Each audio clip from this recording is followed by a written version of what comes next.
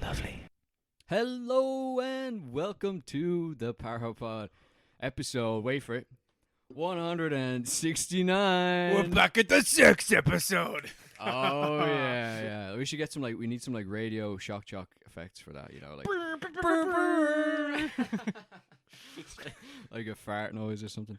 You But- get the Yamaha The synths, keyboards, yeah, and you just get that and all those dogs barking, whatever. yeah, dude. Yeah, like jingle bells in the background, a car crash sound. We need that. We need a MIDI. I know that was floated around episode 1 or 2, but we haven't gotten around to it. Oh yeah. Don't worry. This is a slow burn podcast. 169 episodes later. Fucking We'll think 5 about years it. later, Yeah. 6 years later. We'll get through it eventually. That's the next phase. But yeah, episode 169. Welcome back to the podcast.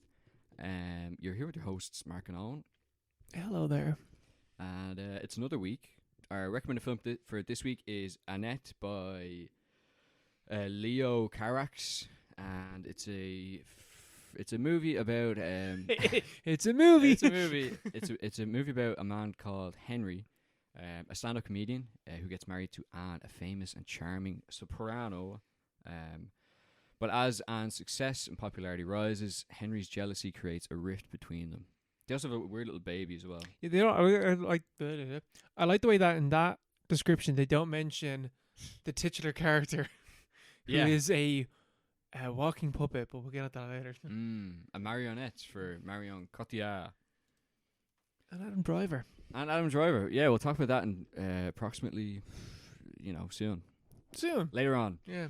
But how you been on? How's the last 2 weeks been for you? Yeah, grand. Good. Any news? I feel like I haven't had news in the past 2 No, weeks. nothing's been happening, We haven't done at anything. all. Full month where nothing has happened. Nothing. Yeah, nothing. I don't have any news. No major life updates, developments at all. Just been trucking along. Keep trying to save money and then having to dip into my savings. I'm like, this sucks. Shocking. February and March are very expensive months for me, and I was like, oh, well, at least I got April to look forward to, and then it's like, no, April, you got your fucking motor tax. I'm like, great, never mind, right, that's fine. Is that expensive? Is it? And my car, it is. My car, Oh, I like if I suppose, want to do a full year, which I've never done, I only ever do 6 months, but a full year is 400 quid. 400 quid. Yeah, I've done Not great. twice. I've done the 6 months, which is 222. Yeah. Which is a bit better, which I'll probably just do again. But I'm just like, God damn it. Take the hit up front. Save €20. Yeah, 40 euro. like I'm saving myself 40 quid, which over a year isn't like that much. It's really. actually not. Yeah. It's like It's just like not a lot of money yeah, like over a year. yeah, it's like 200. Like, wouldn't it be nice if it was just 200 quid, but whatever. Yeah, over a year, it doesn't make that much of a difference. Yeah. The hit of 180 quid going out of my account more than just 40 quid over a year, I'd much prefer that. Yeah, that'd be nice. But outside of that, I've been trying to disconnect more. I think this is like an ongoing thing. I'm considering getting rid of like my Galaxy Watch and stuff like that. And just like Your Galaxy. That's funny. I'm actually considering getting a smartwatch. I've never had one. yeah, Are they? that's what part do of the reason why I want to get rid of it. Because what- was like, What do you use it for? like the only benefit, like I use it for tracking steps Yeah. and changing songs on Spotify the odd time. And when we do football, I'll like click onto like, okay, I'm playing football, and then I run around like, oh cool, I burned that many calories, cool. Yeah. But like, Can it tell your heart rate and your sleep stats and stuff like that? yeah, but you have to wear it and like I it's feel like that'd be an issue at night. it's not comfortable. I stopped doing it. I was like this, and it's also like irritating my skin when I did that because I'd be wearing it like way too much. So now I just wear it like when I'm in work, and it's every so often it beeps at me to get up and walk around. Like, fuck off. So I'm kind of like, what? Like, do I want to keep this? Do I want to keep like giving Samsung all my data? Like, do I want to do that? I don't think so. Where are they from? They're Korean. They're alright. Yeah, They're okay. I'd say we'll see. Korea. Probably, I don't know. Well, I mean, they're American backed, so we'll see. But That's true. That's true. But yeah, we had a whole episode about that last week. The week before. JSA, yeah. I need a North Korean smartwatch. Oh, Let's man. import one of them. I said they were good. I said they're very functional. Yeah. So yeah, like part of it's like, it's like, what do I want this watch for? To tell the time. And you know what's really annoying? When I have this watch and it runs out, I have to charge it every single day. Every day. Every day I have to charge my watch. Oh. It won't last like 2 days. And that's just like from the get-go, it wouldn't last 2 days. Is that all smartwatches? I think so. I think every night you have to charge it, which defeats the point of the sleep thing, because when the fuck am I meant to charge it then? That's weird. So I would advise against it. Like whatever benefit, I don't think there's really any benefits. That's, yeah, because there's the, the devil on my shoulders, like, but it'd be so cool to be able to track, your sleep and stuff like that. And like your steps and how far you've moved in a day. Those things appeal to me. Mm-hmm. They appeal to me. But like the other part is like you don't actually want that. You actually don't want that. When you have it, you're gonna be like, fuck that, I don't want to. Yeah, because I was like, oh man, I really enjoyed it when I was working in the shop, because it was like, great job, you're doing great. You've got all these steps in because you're on your feet all day. Now it's just hating on you. Now it's just like you've only hit 5,000 steps, and it's like, I'm fucking knackered. Piss off. Fuck off. It's just berating you in work. It's not, leave me alone. Not very helpful. And then just like I just use it as a watch. I was like, oh, why do I have this thing? I could easily just get rid of this thing. Yeah. And get a few bob and do something else, whatever. Like, it's just like, what's the point? I also watched like Nick Spears. She did this video and she was like she's stopping her Nick Spears channel and is switching to a new channel. Oh. And one of her first videos was literally talking about this. She's like disconnecting and using like jailbreaking your Kindle, which I was like, I'm already there. Don't worry, Nick Spears, I'm already there. But then she mentioned the watch thing. I was like, I have been thinking about that. I've been looking at this watch that I stopped wearing, sitting in my bedside locker. I'm like, dude, I don't think I want this. Could you sell it? Oh, easily, yeah. Like you could, you could sell it to like CX and buy a few fucking Blu-rays or something like that. Which I'm like, yeah, probably prefer that. It's a good trade, I think. Yeah. Not a bad trade. Been trying to get more. I'm trying to get back into the like PS2. I think we were talking about that last time. PS2, yeah. Yeah, I want to play more PS2 games. Silent Hill. Yeah, I mean that's part of the reason. I just trade in the watch and a few other bits and just buy a fucking expensive copy of a fucking game. A game that I use. Disconnect. I need to buy. I need to buy Silent Hill. Silent Hill 2 on the PS2. Somebody disconnect and get depressed. No, the PS2. That's a. I love to play Simpsons Hit and Run. It still hits me every few months. I just think about it. Like that'd be amazing. It's such a good game. So but yeah, I have a PS5 that I never really use. Like really, yeah. It's such a shame. I've no interest in owning because I got like a PS4. That's like the most up to date console like we have in the house. And I don't really use it that much. I've like literally been like, okay, Owen, you are going to sit down one night a week and just play a fucking video game for a bit.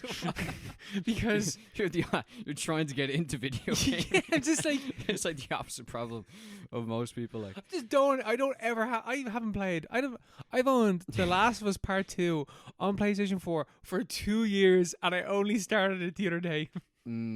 Is any use? I was like, this is fun. Yeah. It's like good narrative. It's really fucking slow. Jesus, I did like 3 hours and like fucking nothing happened. Yeah, because it's like, oh, this is a story game and we're gonna really take our time telling this story. I'm like, you're a video game, you piece of shit. Get to the fucking action. Yeah, but it's fun. And it looks really cool. Like, as in, it looks nice. Yeah. No, I've been holding out for GTA 6, which will never come out. Yeah, I don't think it ever will. Won't ever come out. Last game I bought on PlayStation was FIFA 20, many years ago, and it was shit because all FIFAs are the same. I remember having a very like sad conversation with the young man in the shop when he was like, "If I buy the new FIFA, like, is all my stuff gone from the new one? I was from the old one." I was like, "Yeah," and he's like, "What?" He's like, "Why did I do that?" I was like, "Because you're gonna buy it again and spend all that money that you spent on it again." And he goes, "Oh, fuck that." He was like, I put like €400 into it. I'm like, yep. And they want you to do that again. Wait, they take the the money that you spend on like Ultimate No, Team? like your team, like your ultimate team is gone. You Like have to start You again. have to start again every single year. What? Yeah. I didn't know that. Yeah, That's yeah. insane. I think maybe your credits probably hold over, but like like your cards don't. I don't think. That's crazy. That makes sense though. Yeah. Because why would they? Yeah. Why would Salah from 10 years ago carry over? Yeah, like he's not the same player. Yeah. So like exactly. his 91, you might have like Messi from FIFA 14 when he's 98 rated and he's like the best card ever. Yeah. Yeah. Like, he's gone. He's gone. Yeah. That would be kind of cool though if there was like a level where you could play. It was just like legends accumulated over years. It was just like dedicated FIFA players. Yeah. Now in their mid-30s. With like an all-star team, Brazil 70 kind of stuff. Why would they do that? They could just get more money off. Why would they bother doing that? Yeah. Mark, that's like a good consumer idea. Yeah, Why yeah. would they do that? Yeah. Fact. Yeah. Like the enshittification of everything. Like, it's so real. Like, I don't know, like FIFA and stuff like that. Was like that's a lot like old news, but enshittification is like such a thing. Oh yeah. Everything. Have you heard about enshittification? And shitification, it's just making things worse. I think it's getting worse. It's like it's partly kind of deliberate. It's giving partly just a process of everything. It's like a late stage capitalist thing. Yeah. Like they give you a product that's really good, like Netflix when it first came out, really good, cheap, affordable, and then they slowly make it worse and make you pay for it because you're already addicted to it, or like it's part of like your life now. So you're not gonna. It's more difficult for you to get rid of. Yeah. I think that's like that's like a whole business model for a lot of the tech companies. And isn't that basically the idea with like AI and stuff? It's like you can pay for it now, but like if you pay for like premium AI like ChatGPT or like Gemini or whatever, it's 20 years. It's like 20-30 a month. Mm-hmm. But like that's at a mass. They're operating at a huge loss. Yeah. But the assumption is that eventually they'll be able to make it back up because they'll just ratchet up the price. Either businesses will pay for it through most likely the consumer. Yeah. It becomes so like kind of integral to everyday life that everyone will have to have some kind of subscription to it, and then you'll have different levels like that. The Black Mirror episode. You see the Black Mirror episode with what's his name, the Irish fella, Chris O'Dowd. It's basically saying where she has like Alzheimer's and they put a chip in her brain to fix it, and then they're like, well, it's not working anymore, but if you upgrade to the premium plan, we can extend your life by another year. That kind of thing. That was a good episode. And then he upgrades to the premium, and they're like, well, we have a prestige option now, which will live forever, give you even more. Yeah, give you an added 20 years onto your neural life. There's so many others as well. But like I don't have a lot of new stuff at the minute. Yeah, like most of my stuff, like what I do have, I'm trying to disconnect from even a bit, because like I was listening to like some talks like, and I do like owning CDs. Now I don't have my iPod's gone, so I need to get like an MP3 player.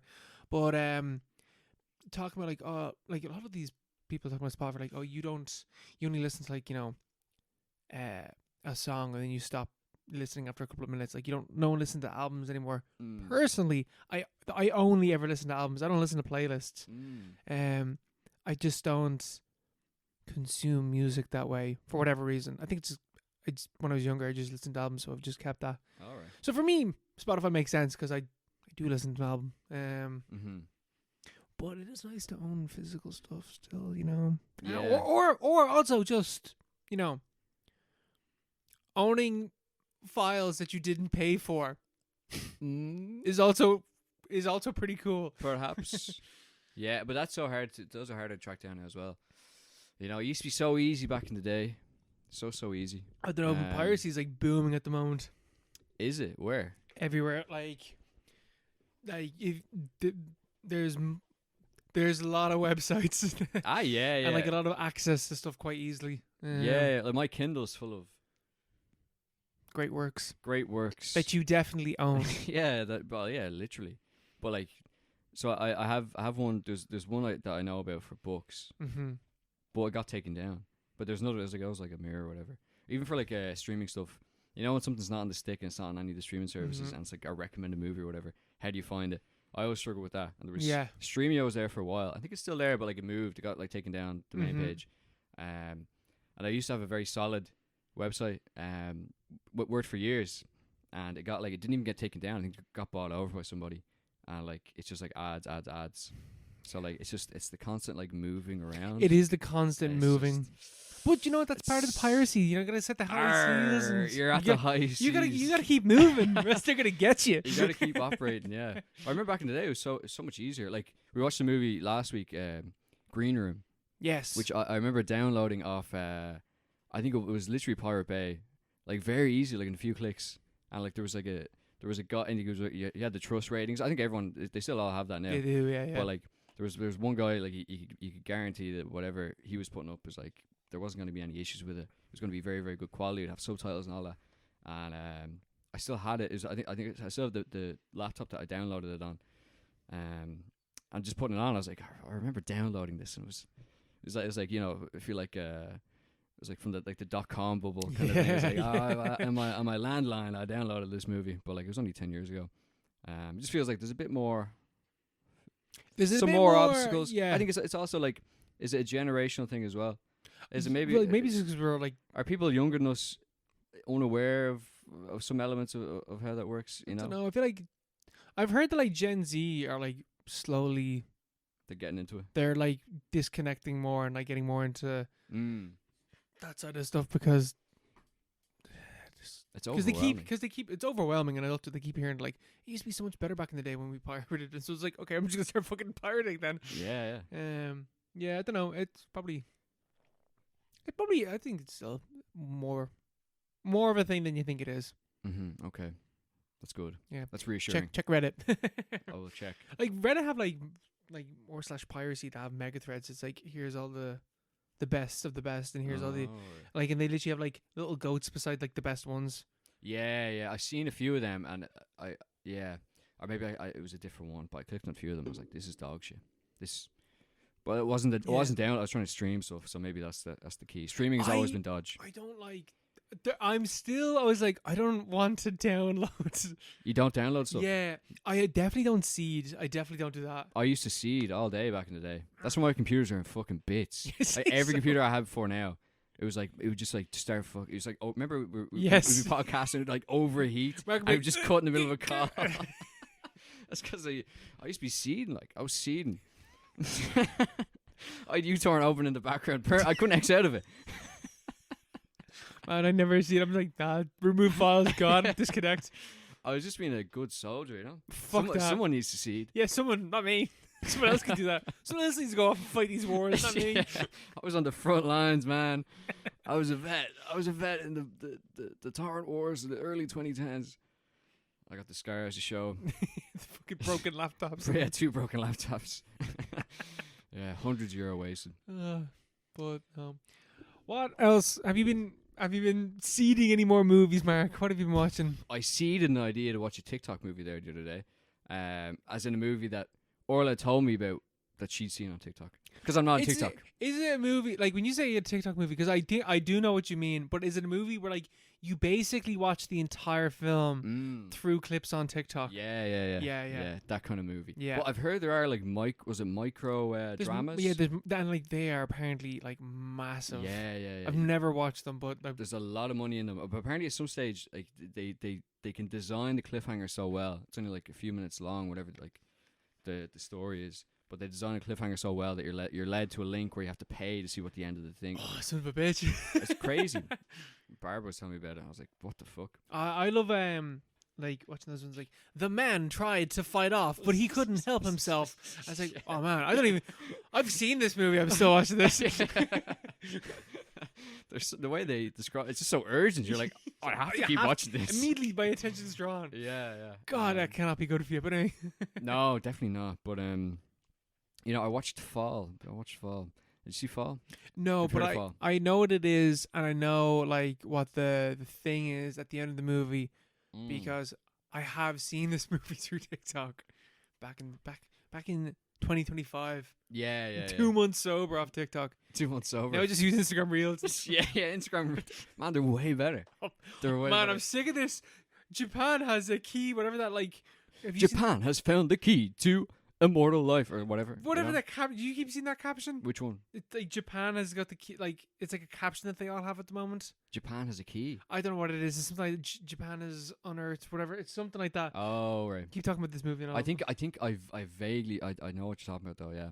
But I watched Fall, which is 2019 2020 movie. I think it's a few years old.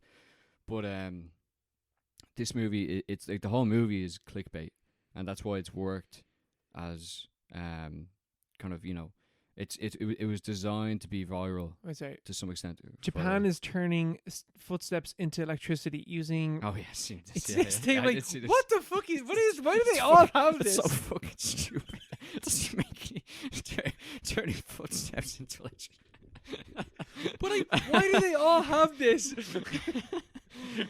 What it, algorithm is this? is it a meme or what is I it? don't know what it is, but they all have it. Like, there's one, there's another. No, that one didn't have it. It's because you keep watching them. I think it is because I keep fucking watching them. But man, they're good TikToks, so I don't really care. Or good Instagram reels. But like, my Instagram reels is like absolute like the shit is. But then you go onto my explore page, it's really like nice aesthetic things like fucking books and like recommendations and stuff like that. Yeah. But all the reels is just The reels, it can be a swamp, absolute swamp. You don't know what you're gonna get. It's a lot of it's fail videos recently. You know, remember we used to have fail compilations Man. on YouTube. we'll get onto that where I want. Cause after when you, oh man, Yeah, fails yeah, by yeah. people getting hurt. But It's great. it's people getting hurt. It's so funny. Like not like seriously injured. Like yeah, I've seen, just like oh, I've seen a hurt. few. Like I think that person's dead. Yeah. But there's some of them I'm like, a kid got knocked over by that ball. That's Some of pretty them, funny. yeah, exactly. You see, like, you know, his head goes one way and his body goes the other. Oh, just fucking flung to the side. It's great. But the body stays in one piece, you know. But That's the important part. but Fall was designed to go viral because the whole, like, the premise of the movie is clickbait. The way it's shot is clickbait. Even like the framing. Shot in the aspect ratio where everything's in the middle. It's shot like a phone, like a whatever, like 16:4, whatever the fuck the ratio is for Yeah. phones, you know. And 4:3, I think maybe up around there. But yes, it's mad. Yeah, but anyway, like, the center of the frame is everything's happening in the center of the frame. It's Yeah. about two girls who are like they get stuck up on a radio tower, it's just or like it's stupid, but like it doesn't need to be interesting. Like the basic idea is very, very interesting. The way they get there doesn't have to be. No one cares. No one gives a No one shit, cares how yeah. they get there. You know, but the basic plot is there's two girls are off. They're like rock climbing off on an open cliff face, which is like insane to begin with. I would never fucking do that. Like yeah, the guy ever. that did like free soloing clown with the Yeah, and all yeah. that. No. I'd never even dream of doing something like that. But they're doing that, and one of the girl is with her fella or like her husband. He falls and dies. And she's scarred for life, and it skips ahead like 6 months later, or like a year later. And they're still doing it. And they're still, and she's depressed in bed, and her dad's like, "You need to fucking let him go. He was a deadbeat. He was a piece of shit." And you're like, "This is so out of pocket." I was like, he didn't seem to be that bad. Like he only had one line, I think, and then he died. And her dad's like, "This guy was a piece of shit. You don't need to be so upset about him." And she's very upset. Anyway, and she's like, she's gone into her shell. She hasn't done much for the last year. Her friend who was with her on you know that fateful day, calls her up and says, "Look, it's nearly a year since he died. We should commemorate, you know, the passing, and you know, kind of get you back out there. Let's go climb this TV tower in the middle of the desert." And yeah, it's like the whole thing is her overcoming her emotional trauma from seeing her husband splat on the ground by the Grand Canyon by climbing something. by climbing something that's like, I think it's like 500 meters high. I understand the metaphor. It's like, yeah, it's like one of the tallest structures in North America, you know. And yeah, they climb up, and it's like, it's just this insane thing where they haven't told anyone where they're going, or like they don't have any way of communicating, or like, you know, if something goes wrong, there's no like plan B or anything. But the other girl, like her friend, is a YouTuber. It's like the whole thing is like she's going up there to generate clickbait for her channel. So the movie is like very self-aware. It understands what it's doing, and it's very good at that. It's an enjoyable movie. Like it does exactly what it says in the tin. You look at the poster, you're like, it looks like those girls are way too high up, and that's what, and that's exactly what the movie is all about. That is then- wow. What a description. It looks like those girls are way too high up. Movie's called There's- Fall. Jesus, I wonder what that movie's about. Even the name, it's fucking perfect. It is a movie that is exactly what it says on the tin. It's 100%. It's like it does not lie. Like the whole movie is set up on top of this radio tower, and it's called Fall. It's like you can't fucking miss what this movie is about. You know, This movie has no pretensions over what it is. Like it's it, zero pretensions. that's so funny. It has like no plot except for the first 10 minutes. Like there's no This is, background. not like mad boring then. It is like not really, because it does go along, because like there's about 10-15 minute sequence of them just climbing up the radio tower, which is like, it sounds boring, but it's not, because like you're like, whoa, it's so high up, Yeah. and then you're like, whoa, it's even further up, you know. This, no, does this movie look good as well? Because I can't imagine. It does. It does. Okay, right. It does. It looks good in like it looks good in It looks really good on your phone. It looks good. Yeah, it looks amazing on your phone. It looks good in the way that like it's like, you know, like high saturation, you know, Yeah. like, you know, really intense, you know, oranges, you know, really deep blues, and like that's kind of it, you know. But that's the main color scheme. Like that's all you need. They complement each other so well, and it's just these girls climbing up this ladder, and just there's nothing else to it. But like the way they show how high up it is, it's like, whoa, Jesus! Like the perspective is done very well, and because it's such an insane thing, and people do this. People actually climb like radio towers and random things like that, which is you shouldn't be climbing. And this is like an old rusty thing, and you're like, what the fuck? Why would they bother doing this? But people do this in real life. It's a rusty old ladder. Parts start falling off. It's like it kind of shakes. It shakes on the frame. You got a few screws loose. It's like, oh Jesus, I don't know what's gonna happen. Like I just like some of this hit me there, but like Mark loves like really like deep themes and subtext in movies and stuff like that. Like he loves those. He also loves the most fucking stupid movies imaginable. You're gonna start going into such detail. I was like, this is the same dude that fucking loves that movie Poseidon. Yeah, but no, Poseidon is scary. It's a very scary movie. This movie is also quite scary. But like scary. This is about heights. This Not is about drowning. This is about heights, but like I'm not as afraid of heights as I am Oh, I'm of definitely. drowning. But I'm terrified of heights. I couldn't do what they do in this movie. These brave girls in the movie, they climb up like, you Oh, know, they go really high up. They go so high up. They go way too high up. They go like half a kilometer up in the air, and it's completely insane what they do. I'm talking as if they actually did it. It's all like green screen. It's just like the most obvious green screen in the fucking world as well. The effects are alright. But no, they do kind of keep your attention as well. Like a few things There's- happen. You got buzzards going around. There's a twist as well.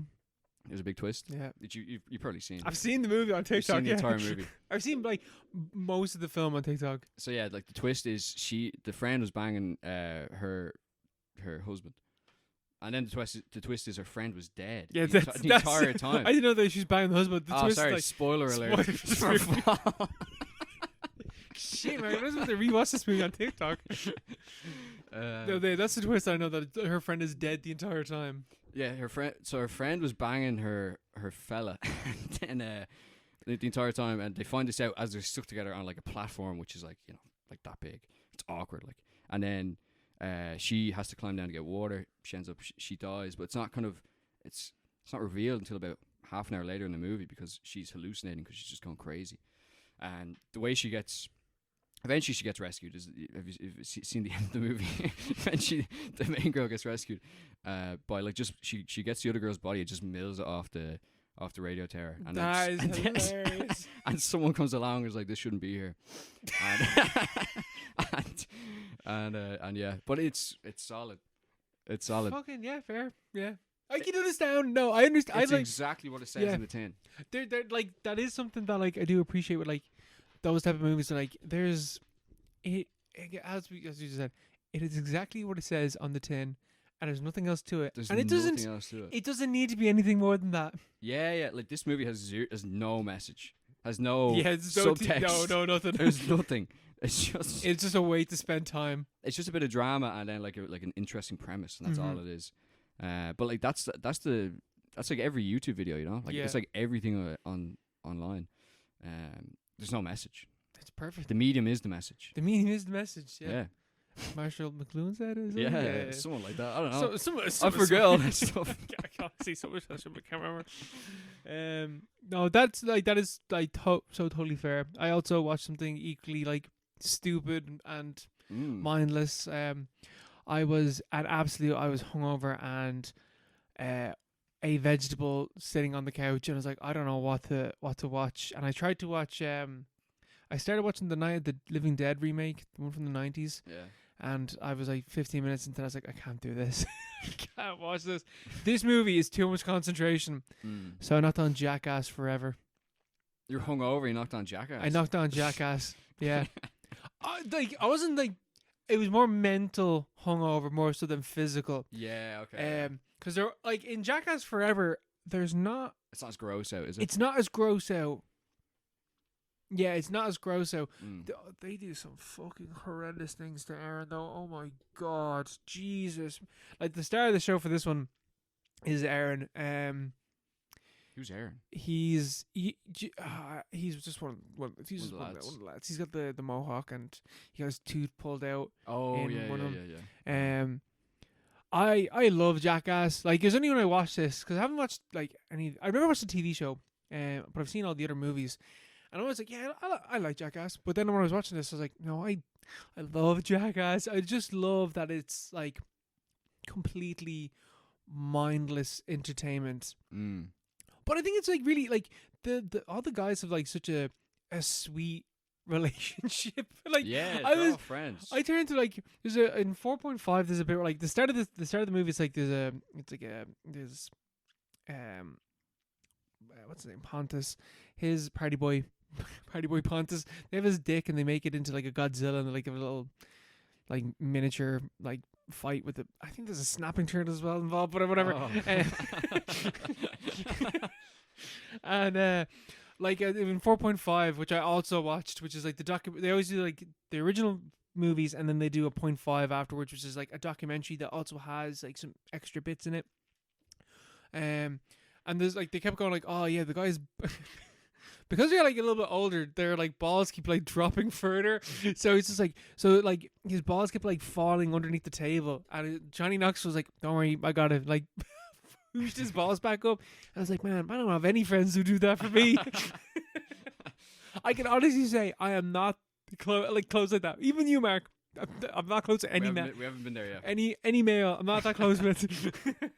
But these guys are that close, and that's beautiful. Because they're like I don't think it's childhood, but they're all at least teenage years. Like they've been doing, like they keep emphasizing this is 20 years since the first one. Like these guys have been friends for like 20 plus years. Yeah. And they've seen everything from each other's bodies. Exactly. Yeah, they've seen and they've done every like off camera as well. Like they've been like they're proper friends. Like you know they've had people die. Yeah. They had to save Steve O from like also killing himself. Yeah. Stuff like that. Very close bond. Like it's like one of the one pieces of like hyper masculinity that I don't think is problematic at all. I think like it is such a hyper masculine like teenage boy thing that isn't harming anyone except for those involved, and they've given consent, so it's harmless. Yeah, like I just think it's like and it's like super like some of the things they do in this movie, like it's the budget, it's the amount of money that goes into these movies is ridiculous. What's the biggest stunt in Forever? In Forever, well, like just the production value of the Dick Godzilla is like ridiculous. Wait, they use his actual dick. They make a little miniature set, and like in 4.5, they're talking about like the people that make like these are legit filmmakers that are like involved in this. Oh, okay. And they like the makeup artists are all like proper like makeup people, and like they're on like I think it's Warner Bros set to make it or whatever, and it's just like it's just a massive dick joke that's like $1 million to make essentially. Jeez, yeah. But like in terms of like the actual like stunts that they do, none of them are like as like crazy. I think, like I know like some of the earlier movies they had like a bull run through like a suburban house set, and like Mm. that would have cost like just the scale of that is kind of insane. I don't think there's anything like scale wise as massive. Mm. Just like some of them are like so like there's one bit and it's like so incredibly simple, but they do like a cup test, Mm. and the first one is Francis Ngannou. Ngannou. I'm probably butchering his name. He's a UFC. He was a UFC fighter. He's a Yeah. heavyweight. He has the hardest recorded punch in history. And they get Aaron like, Aaron, wear the cup, and you're gonna get fucking rocked in the dick. Oh. And that's the first one. Then the next one is they have like a professional like softball pitcher, and she just mills a softball like straight into his dick. And then the third one, which is the absolute worst thing I have ever seen in my entire life, Mm. they have a guy on a pogo stick. Oh no. Oh no. And that destroyed me. Like that bit was like, I don't think like that looks like things are gonna pop. Yeah. Oh. And like he shows afterwards and like just complete like just bruised balls. Yeah. Oh. How did they know that that's not gonna actually like? I like, have complete, like, fucking burst, no idea. Burst his balls. I have no idea. Mm. I remember hearing something before, like or like a clip or something like that, or like with Francis Ngannou, they had to be like they kind of have to be like kind of careful, but or like they had to be careful with the cup that they were using, because there was a chance that It could break. not that it would break, that like the cup would like Move. he'd hit so hard that the cup would essentially like displace his hips and not break, and just like be rammed into up his legs. Oh. Yeah, like that was like the main concern that they had. Oh. Wouldn't it like? Isn't it like? Because like there's nothing behind, you know. It's like you just like fucking, just like yeah, fuck up like a mega hernia internally. Like, yeah. Oh, You know. Like- I don't know. I don't know. They're crazy though, but like they all consent. They all consent, so it's fine. I'm not doing this to a guy who's like, no, please. Please don't do this. Like I think probably the biggest one is they shoot Johnny Knoxville out of a big massive cannon. Yeah. They fly, but he lands in water, so he's okay. But like he full on gets like fucking exploded out of that cannon though. He's done a lot. He's But been through a lot. I like the age of them in this one is like, because they keep going like, oh yeah, it's been 20 years. Like we're a lot older now, and they do like Johnny Knoxville does a stunt that he did in one of the earlier movies where he gets hit by a bull essentially.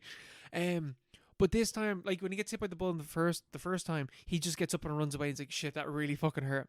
This one, he basically takes the same fall. He hits the ground. He has a concussion, broken ribs, and he breaks his wrist, and he's like knocked out. Jesus, yeah. And that's like one of the last ones in the movie. And they're just like, yeah, like we can't really keep doing this. And like they show some of the other guys are walking around with like fucking broken arms and stuff like that. Yeah. Like they're just too old.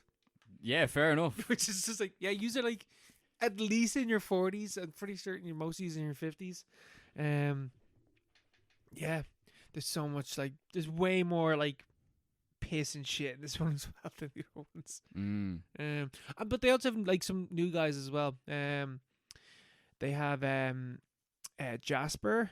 They've a woman. I think her name is Sarah. Could be wrong on that. Maybe it's Aisling. They have an English dude. They've a bunch of, and then they've like this a new fat guy basically, and one of the stunts he does is he just jumps off a platform into a bunch of fucking cactus. That's a classic. That's a fucking classic. Who did that? Was that Steve O or like was that Pontus?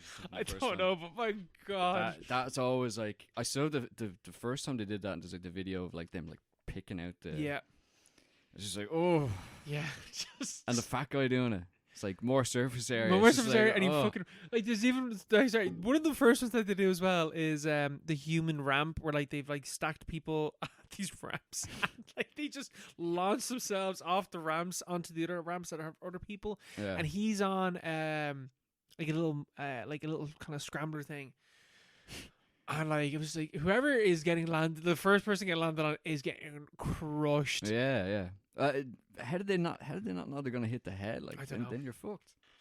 It's mad. It's a There's- science. It is a artistry. Yeah, it is. Like circus performing. I remember Steve-O had said before that like his party trick used to be being able to fall off any height, like from three stories to below any Yeah. height at that, and be able to get up and walk away fine. Yeah. How do you learn how to do that? I think I think when he first started on YouTube, I remember I watched all his videos, and I think there was some story about that, how he tried that once, and like he ended up, he tried to jump into a pool and missed, or like he intentionally missed, but like he basically nearly died, and he was like put into, he was in He cracked his hospital head and, like, cracked his skull, and he was like fucked up. He just because Yeah. he said he was on the aerosol cans or whatever, the Whippets. He was on Whippets, Whippets. yeah. He said he was mad out on Whippets, which is like the main thing that he was addicted to, which is so bizarre. And yeah, he was just like jumping off random things. Yeah. But he was mental, obviously. Yeah, like that's the funny thing when I'm watching Jackass, like this Jackass specifically, and I think like head stuff is just something that like I'm more conscious of now than when I used to be younger. So I'm watching this like, oh my god, your head, oh my Yeah. god, like just so many parts of it. It's like, Mm. oh, I don't like that. Ooh, don't know about that. The 4.5, like because this is one of the first movies that they shot during COVID. Yeah. So like there's a bit where like they're first down set, they're all getting the COVID test and stuff like that, and then Johnny Knoxville's like, all right, come on guys, we got the COVID officer here, everyone sit down, listen up. And so the COVID officer starts going through things, and they're sitting around this big table, and the table just fucking explodes. And one of them just goes, I knew at that stage that we're fucked. It's like this is gonna be a year and a half of just being tortured, because if we can't even take the COVID seriously, like it's game over. That's hilarious, though. Yeah, that's brilliant. Yeah. So yeah, I just love Jackass. It's like the fun DIY creative style of it, but with an insane budget, and a lot of it is just boys acting stupid. Boys who are men now acting very stupid. They're very old now. It's yeah. fun. Yeah. It's just an enjoyable time. So many dick shots though, and so much male nudity. You don't get it anywhere else. Yeah, really. Mark, don't- you should see. You don't get it in movies. They get this. They have like this one bit where they have like two like plastic panels that they like clamp together, and they put each other's dicks in it. Mm. I did not know a dick could flatten that much. Oh. Like how flat? How Like, thin are we talking? I'm talking thinner, like this, like thinner than that. Like I'm putting it something that's like a millimeter, Yeah. like that, like even flat. Like I mean, flat. Like they have clamps that are twisted all the way, and it's like that, and they play like ping pong. I didn't know you could do that. I didn't Yeah. know willies could do that. What the fuck? Yeah. So Bizarre. Yeah. Bizarre that it's still allowed. You know, I'm like, I can't believe they made this, but yeah. because like, yeah, they have like YouTubers in it now, don't they? Yeah, like one of the fat guy that they have, I can't think of his name, but he's a YouTuber, like more or less. Jasper is Airsoft someone. fatty. Tyler the Creator's in this as well. Is he? Yeah, he's in one of the skits. Because he's Jasper, who's in this, was in the group called The Internet. I think that's what they were called, and they're like they kind of know like Earl Sweatshirt and Tyler the Creator and Oh, right. Frank Ocean, and also that's how Tyler's in this. He gets tasered real bad. Eric Andre's in this. He goes into a toilet and it fucking explodes. Jesus. Yeah, it's like, it's funny because you're like you got the Jackass guys, but then you have these other people that are like post Jackass that are clearly vaguely inspired by Jackass, or just like that kind of weird like internet humor. Yeah.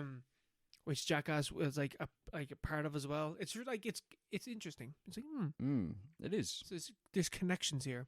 Mm-hmm. But yeah, that was like the best hangover watch imaginable, and I'm thinking about trying to get into the TV show and watching that because I've never seen the TV show. But yeah, Jackass Forever. I love Jackass. As I well. love Jackass. It's so. They're great. Good bunch of lads. Great story. You watch Dead Man's Wire? I watched Dead Man's Wire, which is nothing like Jackass. What is this? It's a movie with Bill Skarsgård. Oh yes, this is when you're talking about with Yeah. Darcy Morgan Dacre Montgomery. Montgomery. What did I say? Dacre Morgan. Yeah. I don't know who that is. Zachary Morgan. I don't think that's anyone. I don't know. His name is fucking ridiculous. Anyway, you should change it to. Montgomery's a ridiculous surname. Oh, what's his first name? Darker? Daker? Darcy? Darcy, is it?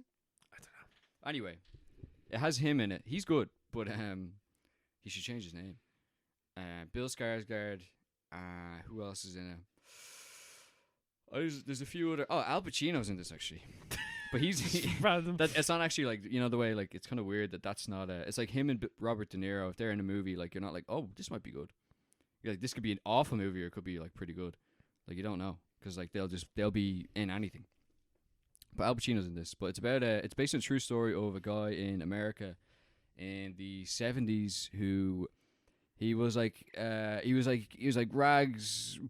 to riches, but like he didn't get rich. He was like nearly rich, but basically he was like, you know, working stiff kind of guy who was trying to get into property development, and so like he bought a tract of land outside of town, and was trying to get tenants in so that he could justify kind of the money to loan off a bank to build a shopping center. And it's like, you know, some weird thing where the bank were kind of intentionally trying to get him to miss his mortgage payments by like diverting potential tenants away from him. And they had this idea in his head. Anyway, the bank was out to get him. He was 100% correct probably, but anyway, his name was Tony Kuritzis, I believe, or George. It could be George Kuritzis. Anyway, his second name was Kuritzis, and it's a true story.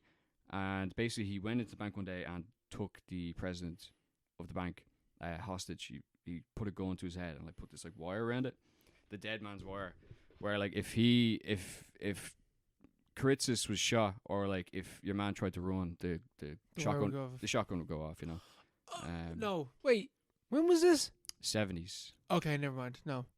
Oh, there's a similar one where it's like the pizza bombing thing. That's what I was thinking of. Yeah. Thinking of the pizza bombing. Yes. Yeah, which is a cooler story, to be fair. It's an insane story. But this one's kind of similar. But yeah, basically he takes this disgruntled, you know, American dreamer who's seen the harsh reality of American capitalism. He takes the president of the bank hostage, and he ends up bringing him back to his apartment, and there's like a standoff for several days. It's all true. It's all based on a true story, and it's like it's very well made. It's like the music is good. You know, the acting is very good. Your man Bill Skarsgård is, you know, is spot on as him, because you see archival footage of like news reports. Like they did a press conference where it's like back in the 70s, like when it happened, they did, as part of his demands, they accommodated a press conference where he went out in front of the media with the police all behind him, with the gun to your man's neck, and started talking. Like he went on a big speech talking about how everyone's getting ripped off and how, you know, he'd been victimized and he wanted an apology. Basically, just like relisting his demands. But they had the actual footage from that, which is really cool. But like, you know, if Fall was clickbait, this movie is just like Oscar bait kind of thing. It's like this movie. You know, it reminded me of ever watch Foxcatcher? No, but I've always meant to watch it because I'm like, oh, Stephen Carell in like a very serious role. Yeah. But like Foxcatcher, I remember I seen it when it first came out, and it was a good movie. Like it's really well acted. And it's interesting story. But like you just kind of forget about it after a while, because it was made to win an Oscar. I think it did. But like it hasn't really hung around. I think that's Dead Man's Warrior is kind of that kind of movie. Like it's a genuinely well made movie. It's an interesting story, but it's you know it's not won't be hanging around any. I think it won't be hanging around too long. Yeah.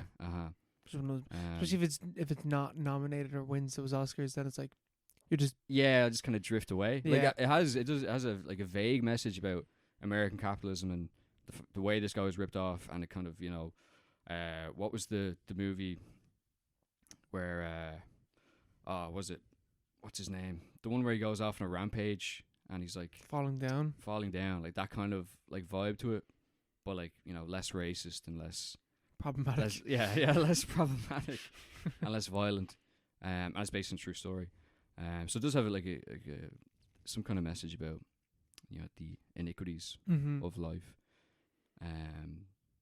But like, yeah, it's just pretty good. This is pretty good. It's worth a watch, like, definitely. Yeah.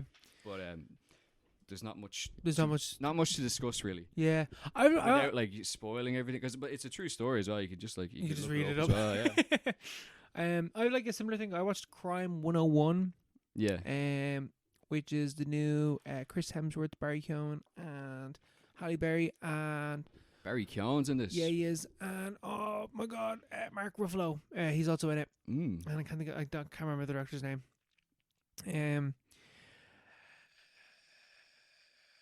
This was fine. Yeah. Like, It looked like yeah. it's totally fine. It's Yeah. like it's 2.5 hours long.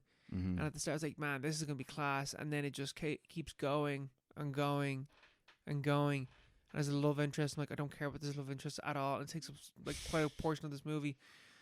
And it just keeps going. I'm like, oh, I've lost all interest. And then there's like the action and like intense moments. Like there's a really, so the story of this movie is you have Chris Hemsworth, and he is the 101 robber, which is he is someone that will essentially rob couriers of jewelry and like expensive watches and stuff like that along the highway 101 or roughly around it, but no one ever gets hurt, and there's like no trace of them whatsoever. So it's like he's like OCD, like he's super like conscious of his like hair and his, you know, there's a bit where like he picks up his mask and he realizes that he almost gets shot, but he starts bleeding, and he's like, fuck, there's blood. He starts like obsessively starting to clean and stuff like that. And then there's Halle Berry character, and Halle Berry is this insurance woman, for like the jewelers and stuff like that. And then there's Barry Keoghan, who is this other robber that is like way more violent and way more like chaotic, and just like it's like a heist. And then Mark Ruffalo's like a cop, and he's like, man, cops are corrupt. It's like so.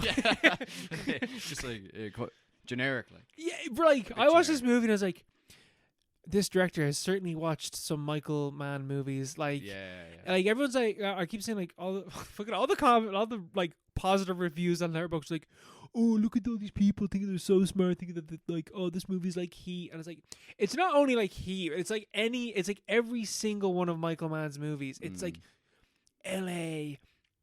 nightlife, lights, and there's heists, and it's like super slick and super cool, and like there's cool camera shots, and like the music. There's like the one thing in this movie, and Melissa said it afterwards, fuck me, the music in this movie is fucking so obnoxious. Like it's like any moment it's like do do do do do do do do do do do, and all this like vibey music, whatever. Like, it's just that it's like constantly playing in like nearly every scene. That like I feel like it's like the music is driving the tension most of the time within the film, as opposed to like really anything else driving the tension. And like I thought that J-Lo was in this movie, so it wasn't until like literally the end of the movie, because I was sitting there like, why does J-Lo look so weird? Like, oh, because it's Halle Berry the entire time. Oh, and that was the peak. I was like, she looks so. What the fuck happened to J-Lo? She looks so different. Because it's not. It's Halle Berry, and I felt real bad afterwards. Like Halle Berry. I was also like, man, J-Lo's really good acting in this movie, and I don't know why. Yeah. And like everyone's fine in it. And like, yeah, Mark Ruffalo, he plays a cop that's like down on his luck, I guess, kind of. And it's like, yeah. It's just one of those movies, and it's just one of those movies. Yeah, I'll never fucking think about the movie ever again. Like you said about Dead Man's Wire. Like it's just like it's not a bad movie.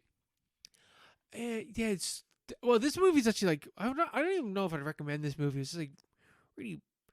There's like one scene that was really good. It went on for ages, but it was really good. Which is like it's like chase scene where like see, because Chris Hemsworth, Mark, he drives really cool cars. Yeah, but Barry Keoghan, he drives a motorbike. Because he's the villain. Yeah. So like, and there's a cool chase between the two of them. It's I have nothing. A else shrug of the show. That was Dead Man's Wire. Was kind of similar. It's a high quality movie. Fairly kind of generic. Yeah. Bit generic. but two different genres, you know. Crime 101. It's Even like, the name. yeah, even it's like one to connect the dots, like, you know. Yeah, Crime 101 is like this is like a basic movie. Yeah, yeah.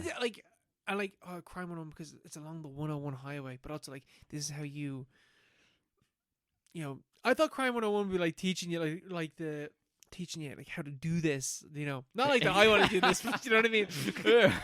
I want my money back from that movie. I didn't learn nothing from that class. Yeah, well, Dead Man's War sounds like, but that's such a generic title as well. Like, Yeah. that's just the name of the thing that he used. Yeah. Like, it's not even like, it's not really related to the Dead Man's War. It sounds like the stop hole, like the stopgap kind of title that they would have had for the first draft. Yeah. It's not it struck me as well. Bad title. Bad title. Bad title. Bad title. That's where the movie fucking you know falls down. And you know what? Fall, great title. Fall, fucking bang on. You know exactly what you're gonna get. Fall, and the girls are like, woo. They're really high up. They're way up. Jackass. They're a bunch of jackasses. Perfect. Exactly. Yeah. That's the secret, isn't it? That's clickbait. That is clickbait. That's Having a good title. That's clickbait. Good title, good poster. That's it. that's watch bait. That's what that is. That's this movie is such watch bait, man. Shawshank Redemption. You're like, what the fuck is a Shawshank? I need to know. I'm like, what the fuck does redemption mean? And then you see they're in a prison. You're like, I need to know how they got there. Yeah, how do you get out of this? But will we jump into our recommended movie? I think we will. Okay, let's find a different. let's segue into our recommended film. Let's find an alternative synopsis. Bum, bum, bum, bum. Here we go. Annette, directed by Leo Carax. How the fuck do you pronounce that guy's name? I have no. I think you are pronouncing it like Carax. Yeah. In present-day Los Angeles, controversial stand-up comedian Henry McHenry and internationally renowned opera singer Anne DeFrenu formed the facade of a happy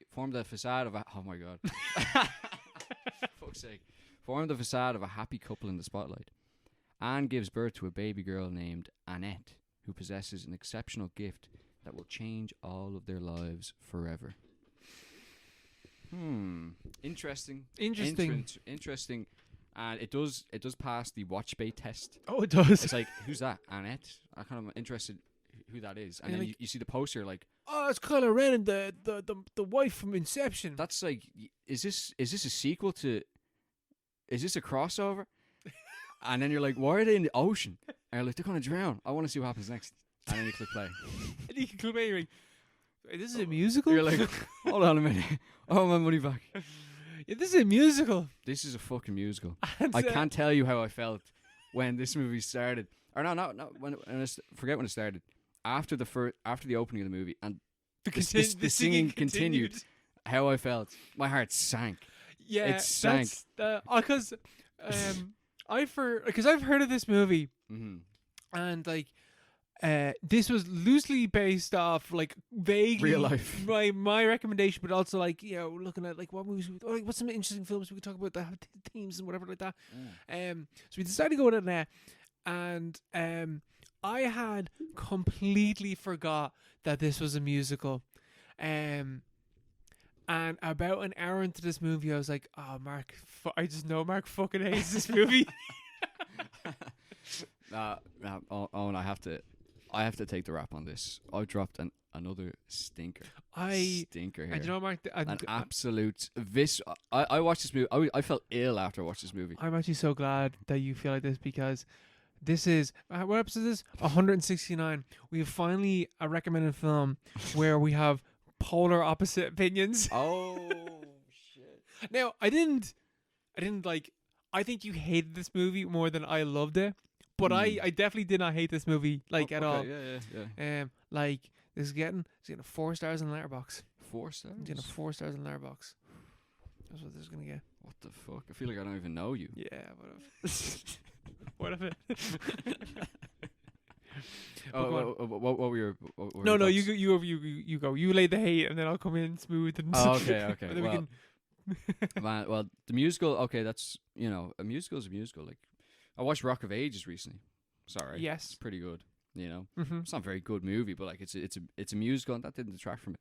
But like there's only like spoken words dialogue like once every 30 minutes in the movie. Like it's just I think even less than that. it's like non-stop. Everything they and it, like the kind of the background is the movie it's scored entirely by the what are they called? Sparks, yeah. So I think it's like kind of a I don't even know what we describe them as, like a kind of experimental band from the 70s. Yeah, 60s.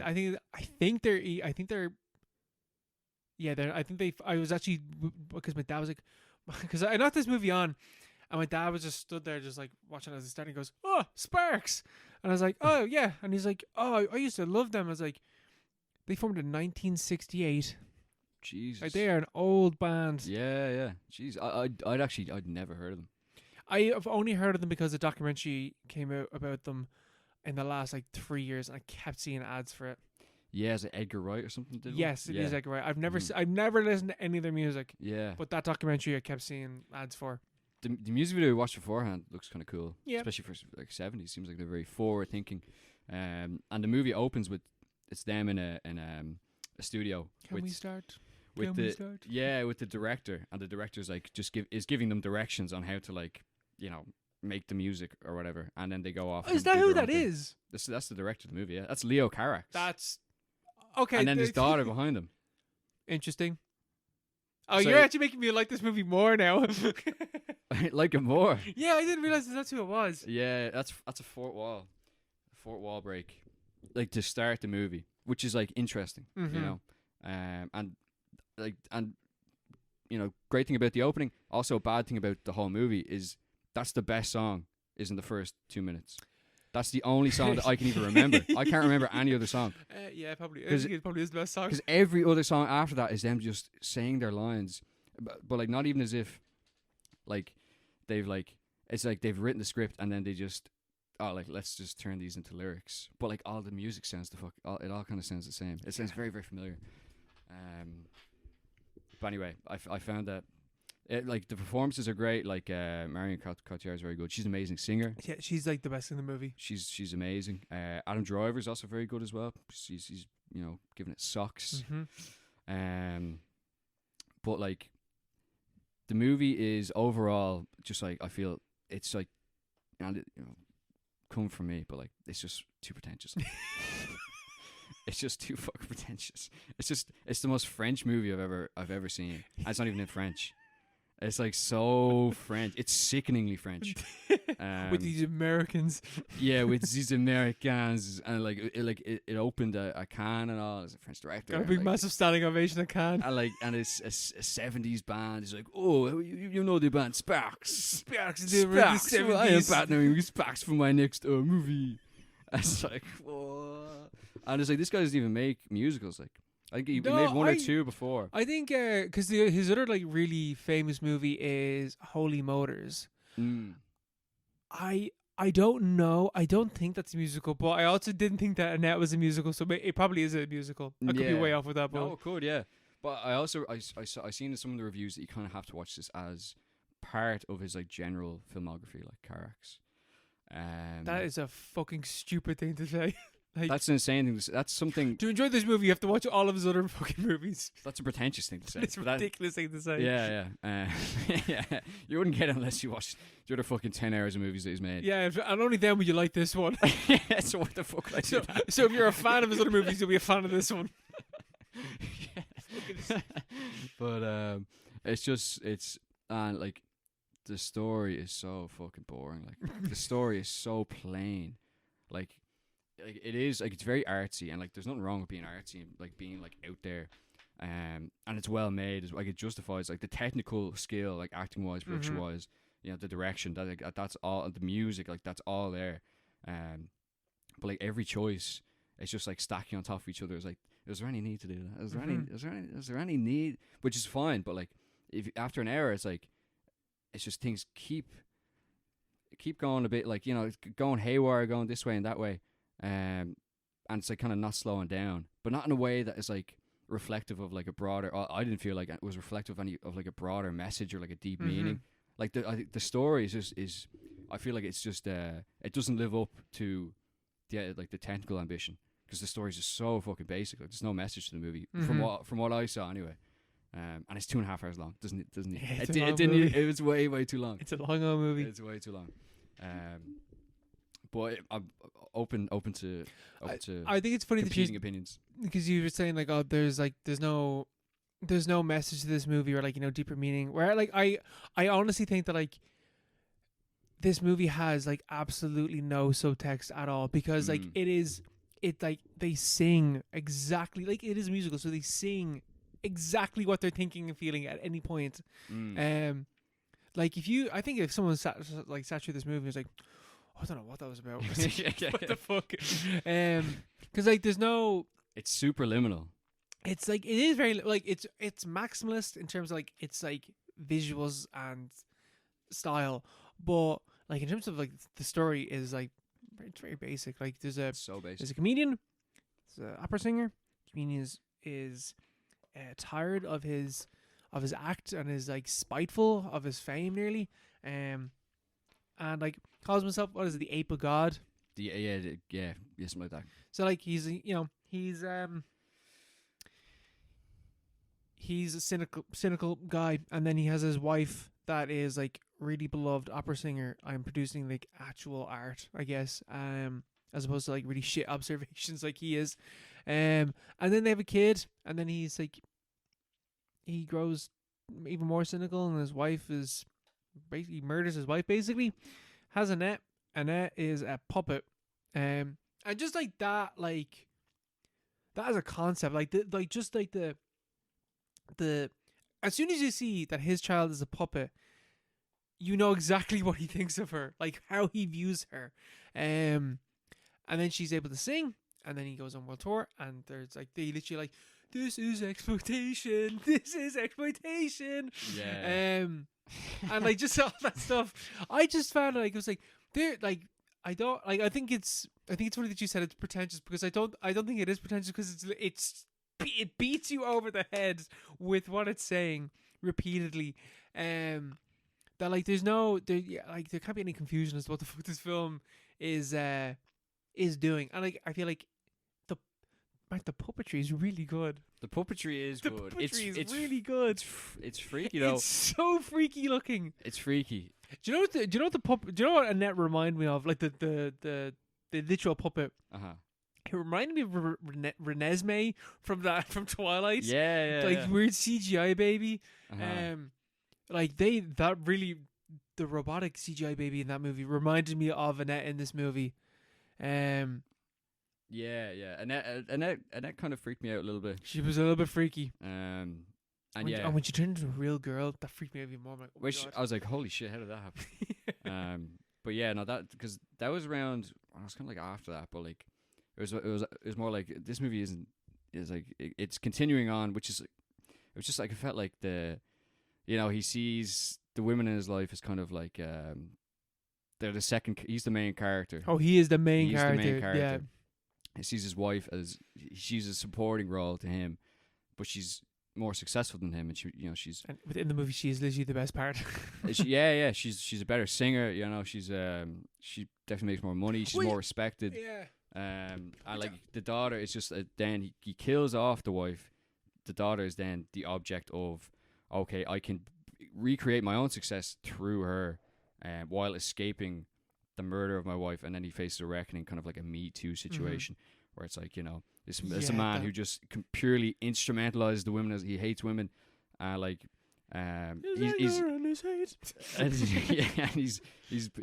misogynist, and he's bitter about his own shortcomings, and like it's reflected in his comedy, which is like really shit. Really shit, and so fucking painful to watch, because it goes on for like fucking 10-15 minutes. It's like, I will say like that. Like, so like I did like the movie. There are certain points I'm like, I don't know if I needed like really shit stand up for that long. Yeah, it goes on for ages, and then he's like doing like exactly how full things, and like as the crowd are going like, get off the stage, get off the stage, get off the, and it's just like, and then he comes back out, and they're like, boo or whatever. They're just like slagging him in like unison. It didn't need to go on as long as it did. The point was made, But like, I just feel like that's just like the basic. Like the film is winking at you the entire time, and the fourth wall breaks, and like, you know, it's like the layering on of all these things. But like, I feel like the basic storyline is just Yeah, it's just so it's like point A B C. Sorry, the one thing that whatever you said, because one thing that we were saying about this movie before we started was before we got into our actual like full blown, because I didn't know exactly why he hated this movie, was that we were saying like, oh, Adam Driver, like he's like pretty good, but like he's not on the level of Marion Cotillard Singing wise, and it's only like now that we're talking about it, I'm like, that's probably on purpose, because like she like in film is more successful and is better than him. So they literally got an actress that is a far better singer than Adam Driver. Yeah, like she's the best part of the movie. But then the flip side of that is that you have to listen to he's not bad, but he's the worst singer of the two. You have to listen to him throughout the entire film, except for when then you get to Annette actually singing. Yeah, like there's like a couple of scenes in the movie that like kind of like just blew me away a little bit. The bit where you have the composer and it's like going around him as he's singing about like how he was in love with Anne, who's Marion Cotillard, and he reveals that they had like an affair, and it just zooming around, and he's like one moment there, and he has to like start conducting.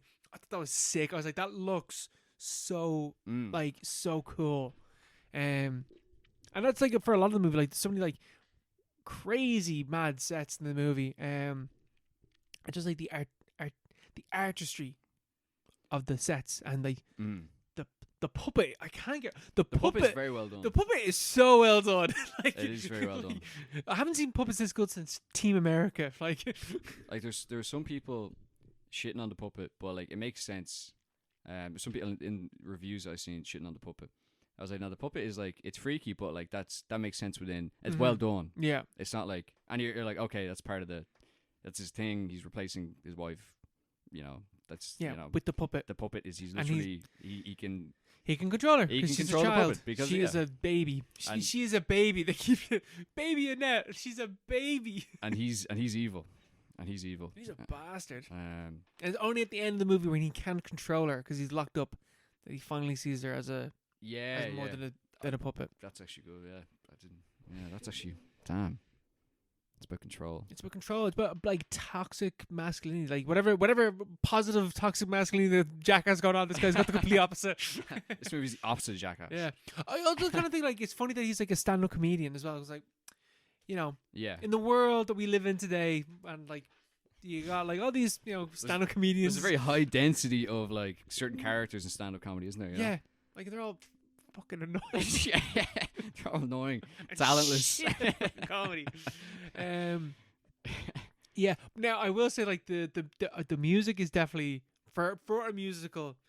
Like it's ridiculous. So many of the songs are literally just like sound the exact same. To the point where I'm like, it's almost like it almost feels like one tone throughout the entire movie. Like you have that opening song, which is definitely the best one. You have that like, and we love each other, that song, which every time I go to like hum or sing, I'm singing the Beach Boys song. Yeah, God only knows what to do. And then the Police song was also very good. We have some questions, whatever that fuck it was. But yeah, I will say that like the music for like, and that's a big for a musical, that is probably a big problem. Like a lot of the songs sound the exact same. Yeah, I can't understand how, like, they're an experimental band around the 60s, been around for like 50 years, but like nearly all the music in the movie sounds the same. Like, yeah, I also do think that like it is a long movie. It's like 2.5 hours long. I do think that musicals like are nearly all that length though. Like musicals are so fucking long. Why? I think it's because it takes a long time to sing a song. Like if you've got like, I suppose if you got like 20 songs, like songs like 5 minutes, 4 minutes, 4ish, and you got like 20 songs, which isn't like that many songs for like a full blown fucking musical. It's 80 minutes, and like that's like with conventional length songs with like a chorus and stuff. So I presume. You know, how many songs are? How many? Well, name a musical. How many songs are in it? I mean, fuck me. They had like we did Wicked. That was I know that. So speaking of Wicked, I never watched Wicked. I've never seen Wicked. So Les Mis. Do they sing all the way through Les Mis? They probably do. Les Mis length. Les Mis is 2 hours and 50 minutes. That's the musical. That's not the film. The film is It's 3 hours. The film is 3 hours. It's 3 hours long, is it? I never knew that. Oh, what? I did not know I that. never knew that Les Mis was that long. How many songs are in Really? it? How many songs? How many pages? How many songs? There are 30 to 35 main distinct songs and scenes. So, you got 30 songs. They're going to be like, 4 minutes, 5 minutes. You can see how it gets along. Like, that was the thing that I saw with Mark Kermode talking about this movie, that he said that he knew some guy that was making a musical or shooting a musical, and he realized he had to cut like 4 or 5 songs because the film was fucking far too long. Yeah. Because if you cut 4 or 5 songs, like that's like 20 minutes. Like, this movie had 57 tracks or 57 songs according to the soundtrack. yeah, I can see why then that they all sound based like 57. The full soundtrack is 63 tracks, so they cut back on a few of them. And how long is the 63? So let's just say it's 2.5 hours. Like 63 songs. Like that's like 3 minutes a song. Like they're gonna sound basically the fucking same. Yeah, true. But I don't know. Yeah, fuck that. 3 hours. Like that makes me kind of Glad. Yeah, Where's this wheel one? back a bit on this one. Yeah, like fucking 2.5 hours is just too long. Yeah. It's too long. But like, yeah, the first song was good. First song was pretty I good. liked the first I song. liked the I liked first- the sparks in the first one. Anytime Sparks up, I was like, oh, there they are. Yeah. Yeah, that's so funny. But I did like again an hour into this movie, and I was like, Mark is gonna fucking hate this. I just knew, and it's because I could feel myself like losing interest, and then like Yeah. hitting pause and be like, oh, I've only watched an hour, and I know that this like tone wise isn't really gonna change. Yeah.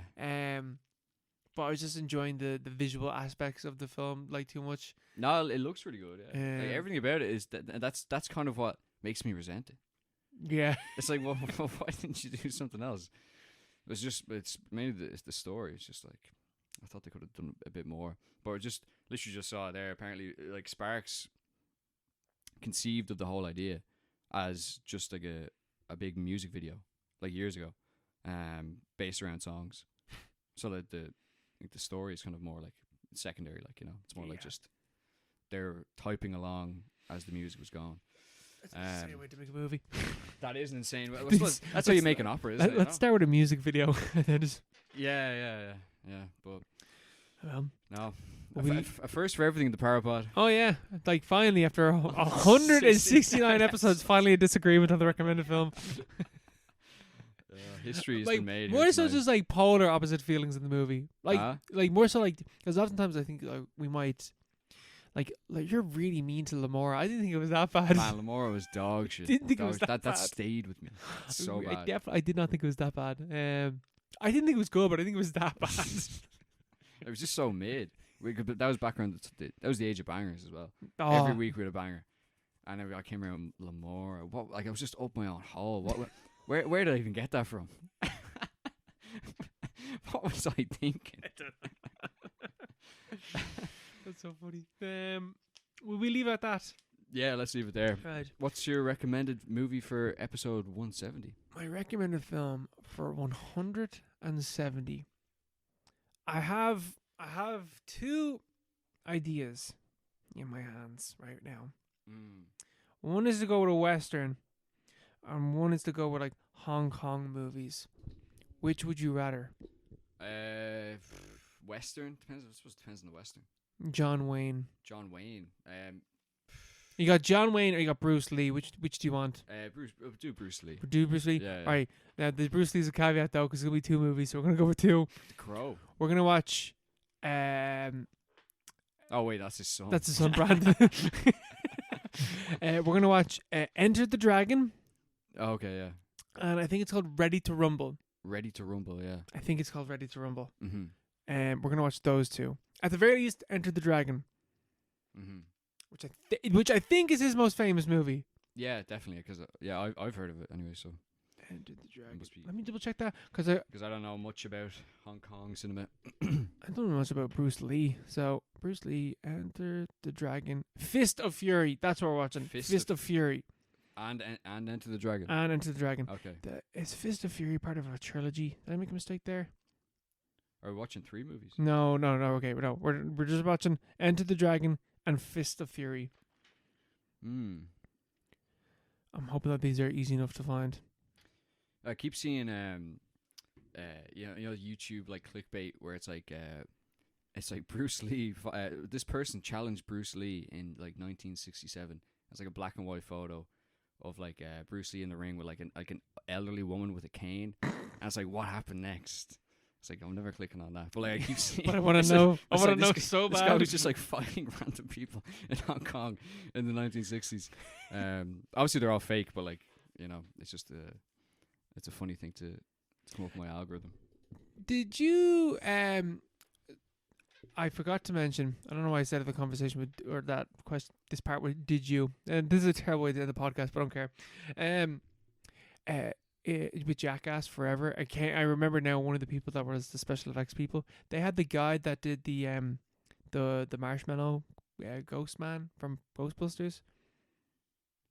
The what? You know the marshmallow monster at the end of Ghostbusters. Oh right, yeah. What's his name? Pop and Fresh. Sure, whatever his name is. The special effects guy that did that Yeah. was the guy that did the special effects for the Penis Godzilla. Oh, okay. Same guy. So So he was a veteran. he's a veteran. They had like the Yeah. pros in. Like they had like we flew him in. they had legit people that did that. Anyway, it doesn't matter. Right, everyone. Good night. God bless. Bye.